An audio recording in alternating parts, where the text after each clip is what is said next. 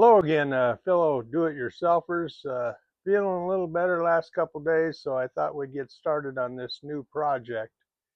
And that project is installing a couple of solar panels on the Teardrop here. And what we have is we got a technology controller. It's called the Wanderer, 4-inch. We got a roll of Ultra Bond tape to tape the panels down. We also have a 20 amp circuit breaker disconnect. The panels will feed into that and then onto the controller.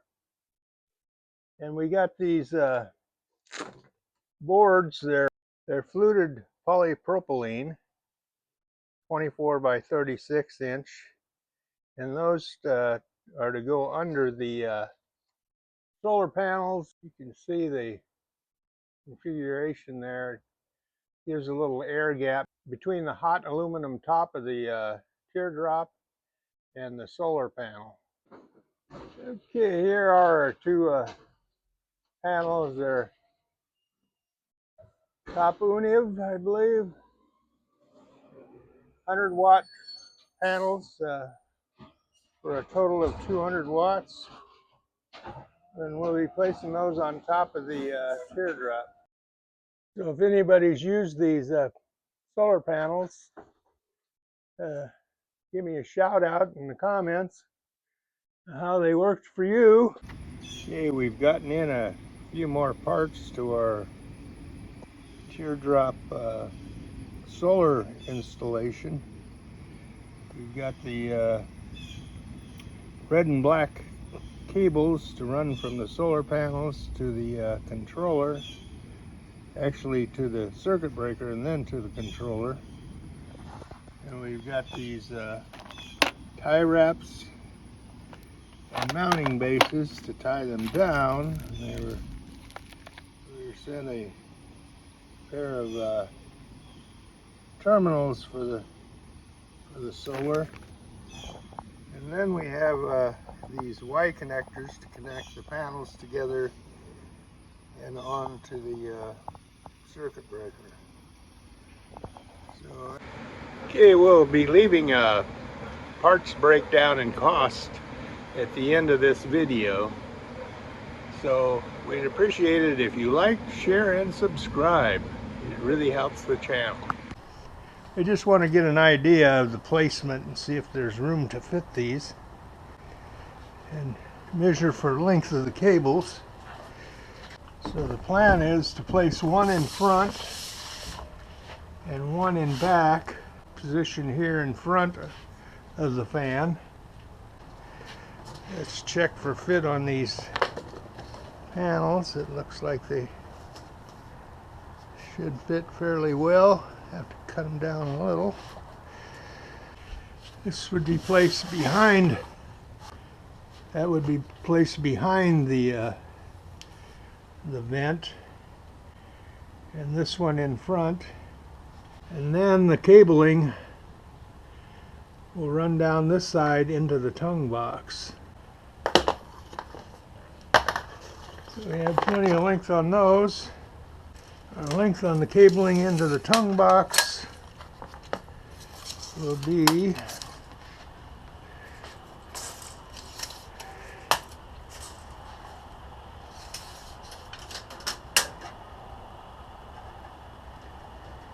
I would say 10 foot would do it. Mount the connector there, run the cables in. We have room right here for the controller, and then on over to the battery, so we should be in good shape. Here's a better look at that entrance gland. Looks like we have 5 bolts. We'll put some gasketing around there, bolt that to the side of the tongue box, and punch some holes, a couple of holes, and put some grommets in there, and we should be good to go. So either a 10 or 15 foot cable ought to get us in business. So I'm going to get the cable and the the cable fasteners on order, and then we should be ready to tear into this. Sorry about my choice of tables, but the potty was convenient, so we used it. So if you've used those panels or this Rhenology controller, I know they're a name brand, so it should be good. Second panel is almost 17.8 volts. So that's right up there. For negative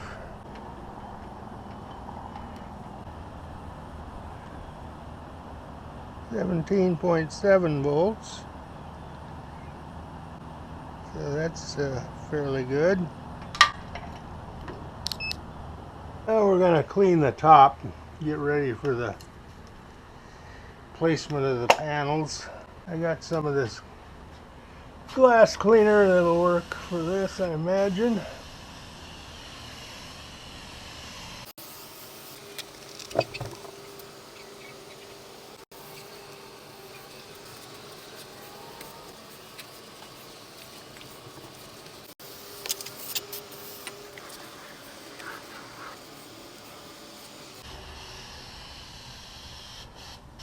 You'll have some raccoon tracks from last camping trip. Couldn't figure out what was making noise in the middle of the night, and then the next morning I saw the raccoon tracks. It made sense then. Well, good news today. The compressor control unit for the BougeRV refrigerator has shown up, and we'll be installing that first thing next week and seeing if we have a repair. So stay tuned for that one. That'll be part 3.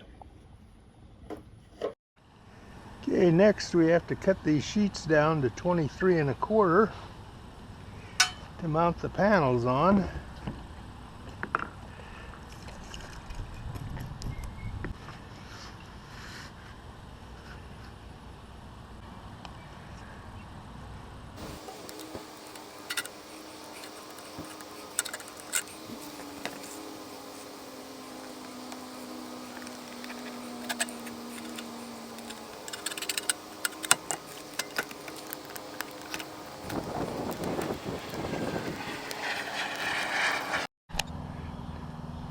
Okay, the second panel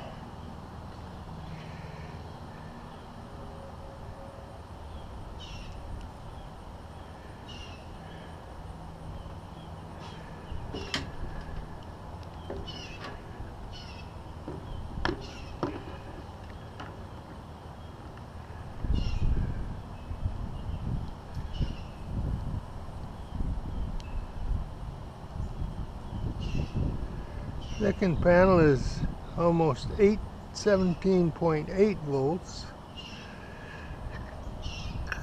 So that's right up there.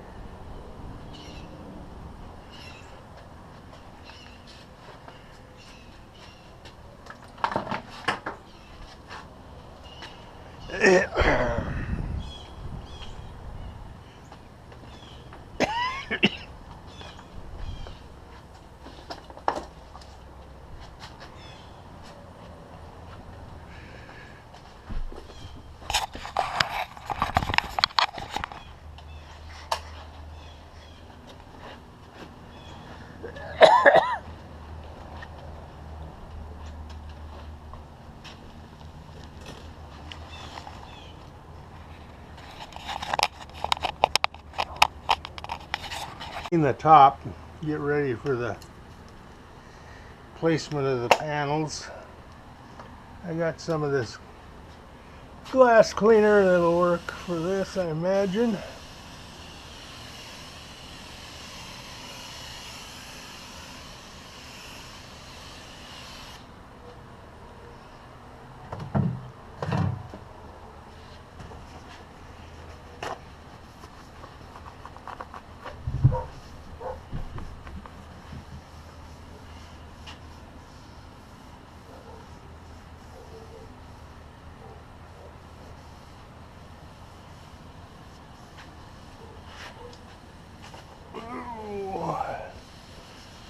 lot of dust. A lot of dust up here.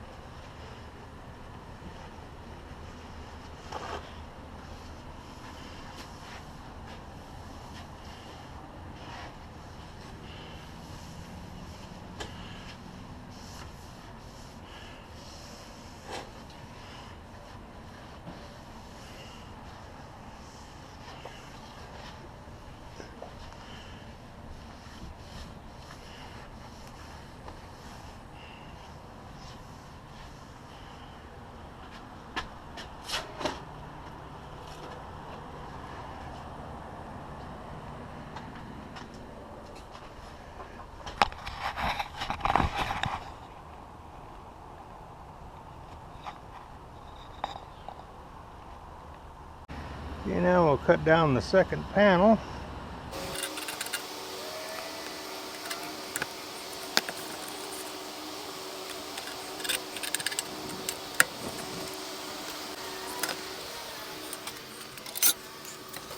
Okay, we'll set this second panel up and approximately the position it will be in, somewhere in that neighborhood.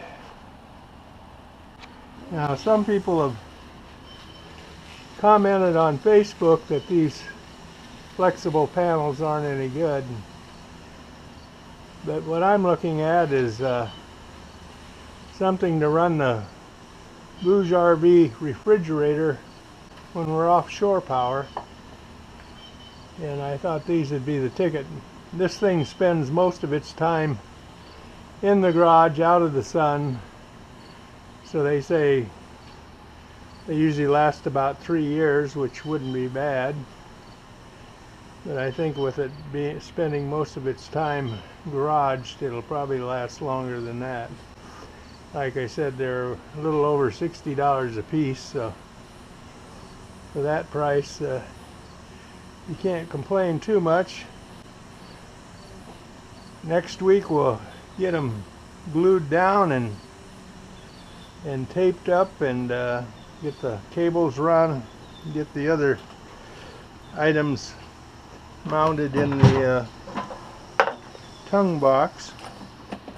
What we have here for an inverter is a Stanley 500 watt. I don't believe it's a pure sine wave inverter, but all what I got that for is to run this gun for changing tires if necessary. Well, we'll make a stop at Lowe's for parts. There's three things, major things I like about shopping at Lowe's. One is the veterans parking. Number two is the 10% veterans discount. And number three is you can check an item you want for a location and walk right in and pick it up. Hey, we're looking for aisle 2, bay 21.